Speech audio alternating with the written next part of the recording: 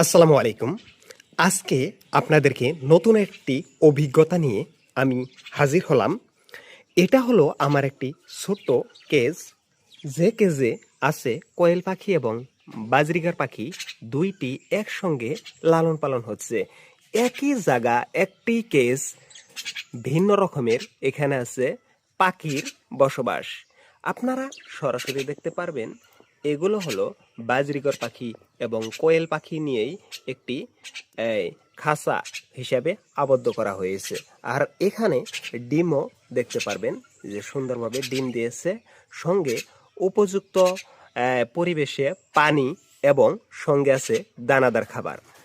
আবারও ক্যালসিয়ামযুক্ত পানিরও এখানে অভাব নাই। দেখেন এত বন্ধুত্ব ভাব নিয়ে একটি কেজে এভাবে যে বাজরিগার পাখির সঙ্গে এভাবে কোয়েল পাখি থাকবে আমি কখনো ভাবিনি। আর এখানে একজনে আরেকজনকে কোনো ধরনের ভয় পায় না। সঙ্গে আরও একটি পাখি আছে, যে পাখিটির নাম হলো শালিক পাখি। শালিক পাখিটি অত্যন্ত ভালোবাসে, আমার সঙ্গেই চলাফেরা করে।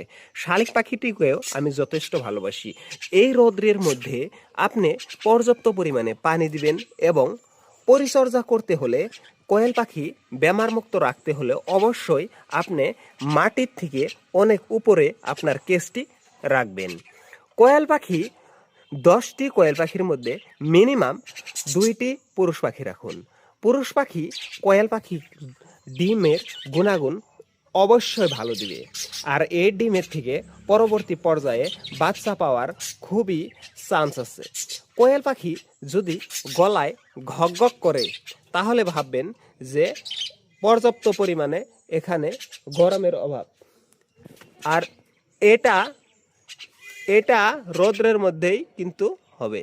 কোয়েল পাখি রাখা যেটা জায়গাটা থাকবে, এই জায়গার চারিপাশে যাতে প্রত্যেক ঠাই দিয়ে যাতে বায়ু চলাচল করতে পারে, যাতে যথেষ্ট গরম হিসাবে না থাকে। এই কোয়েল পাখিটি দেখতেছেন গলা যেভাবে ঘক ঘক করতেছে, বোঝা লাগবে যে এই পাখিটির যথেষ্ট পানির পিপাসা লাগছে, অর্থাৎ গরম লাগছে। গরমের থেকে মুক্ত পাওয়ার জন্য এই কোয়েল পাখিগুলোকে আপনারা পর্যাপ্ত পরিমাণে পানি দিবেন এবং এদেরকে ছায়াযুক্ত জায়গায় রাখার জন্য চেষ্টা করবেন। আরও একটি কথা হলো যে কোয়েল পাখি, পুরুষ এবং মহিলা কোয়েল পাখি, দুটা কোয়েল পাখি একসঙ্গে রাখতে হলে এই কোয়েল পাখিগুলো অত্যাধিক মিটিং করে, আর মিটিং করার পরে কোয়েল পাখিগুলো, মহিলা কোয়েল পাখিগুলো অসুস্থ হয়। যার জন্য বেশি পুরুষ পাখি একসঙ্গে রাখবেন না, মাত্র 10টা কোয়েল পাখির মধ্যে 2টি পুরুষ কোয়েল পাখি রাখবেন। ঠিক আছে, ভিডিওটি হয়তো আপনারা বুঝতে পারছেন। আরও একটি কথা, যে এখানে পুরুষ কোয়েল পাখিগুলো দিনে দিনে শুকিয়ে যাবে। এর কারণ হলো যে মহিলা কোয়েল পাখি যেগুলো দানা খায়, আর এই দানাগুলো খাওয়ার মধ্যে আছে মেডিসিনযুক্ত দানা, আর এই দানা খেলে ডিমের গুণাগুণ যথেষ্ট ভালো হবে। কিন্তু পুরুষ পাখি এই দানাগুলো খেলে পর্যাপ্ত পরিমাণে পুরুষ পাখির যেগুলো এখানে পাওয়ার দরকার সেগুলো মিনারেল হয়তো সেগুলো বস্তু এখানে নাই, যার জন্য পুরুষ পাখি লাহে লাহে দুর্বল হয়ে যায়। এটা আমি অভিজ্ঞ ডাক্তারের কাছ থেকেও শুনেছি এবং খামারি ভাইদের কাছ থেকেও শুনেছি।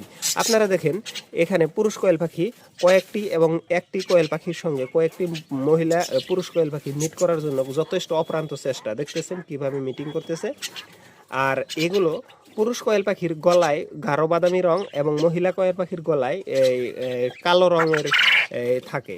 আর এই যে কোয়েল পাখিগুলো, যে পুরুষ কোয়েল পাখি যথেষ্ট পরিমাণে থাকে, সরব থাকে, মহিলা কোয়েল পাখিকে সবসময় খুঁজেই থাকে। আর এখানে দেখতে পাচ্ছেন এই কেজে যেগুলো বদ্রি জাতের পাখি আছে, বদ্রি জাতের পাখিগুলো এখানে ডিম দিয়ে অলরেডি বাচ্চা করেছে। এগুলো আপনাদেরকে অলরেডি দেখাইছি, আরও পরবর্তীতে দেখাবো। এই মুহূর্তে আমার শালিক পাখিটি আমাকে দেখার জন্য অপ্রান্ত চেষ্টা, এবং আপনাদেরকে সরাসরি দেখিয়ে দিব শালিক পাখি কি খায়।